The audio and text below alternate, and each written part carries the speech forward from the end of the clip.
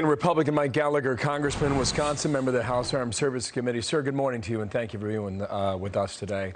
Do you get a sense that this is an all-hands-on-deck operation for NATO, for President Biden? Because we weren't sure Putin was going to go in. We didn't know if he was going to go into the southeast. We didn't know if he would use his military encampments in Belarus, and he did all of it. So you're left to wonder, what will he do next? So the question again, are we up to this? Well, I think the lesson is we should not underestimate Vladimir Putin's ambitions and his ruthlessness, as we've consistently done throughout this crisis. We've told ourselves a fantasy that maybe this would be a minor incursion, maybe the threat of sanctions alone would be enough to deter Putin. Clearly, that strategy failed. So this should be a massive wake-up call to the Biden administration, as well as all NATO member states. I appreciate the president's call for reinforcing Article 5, for bringing further hard power to NATO's Eastern Front, but that's not going to help the Ukrainians on the ground right now that are fighting for their lives. You know, your previous segment talked about the domestic opposition Putin is facing. Putin clearly wants a quick and costless victory en route to Kiev.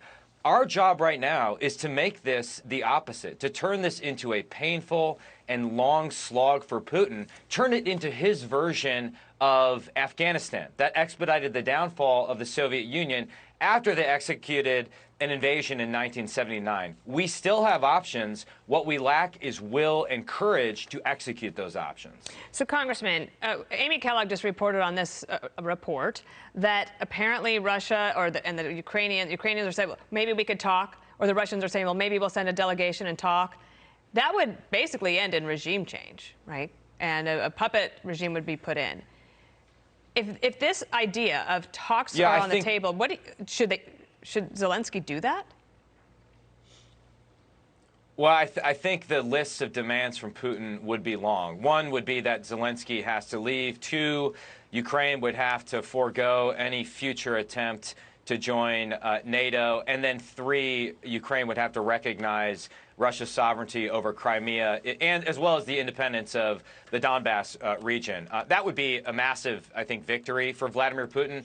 But Dana, quite honestly, I'm concerned that his appetite doesn't end there. Given how limited resistance he's faced thus far from the West, why wouldn't Putin try and take over all of the country and use it as a staging ground to threaten NATO member states, particularly the Baltic states, particularly Poland, which is why we need to be deploying certain weapon systems to NATO's Eastern Front, especially intermediate range ballistic ground launch missiles, which does make Putin nervous. That would make him very nervous if we did that. But I fear Putin is only just getting started. And again, we have to wake up. This is a ruthless thug we are dealing with. And we may tell ourselves a fantasy that wars like this can't happen in the 21st century, but obviously that is not true. It's a dangerous world, and American hard power is the only thing that preserves the peace.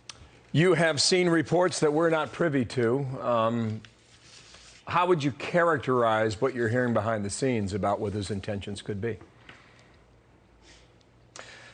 Well, I think the evidence of the last 24 hours is that he's going for the full thing. This isn't a minor incursion. And I think he's long wanted to restore some semblance of the old Russian Empire, as well as just drive a wedge through all NATO countries. And it's been astounding how successful he's done that in terms of weaponizing the leverage he has with Europe's energy dependence on Russia. It's why we need a complete overhaul of our counterproductive energy policy. The other thing I would say behind the scenes, there's a lot of bipartisan concern in Congress over this sanctions-only strategy. If sanctions have failed thus far to deter Putin, what gives the administration confidence that even enhanced sanctions are going to have any effect going forward? A lot of members, a lot of my colleagues are asking questions as to why the Biden administration hasn't been willing to kick them off the SWIFT system, for example, why they aren't willing to go after their energy sector. But at the end of the day, sanctions alone won't do much. We need hard power. That's what it all comes down to, and we need to do whatever we can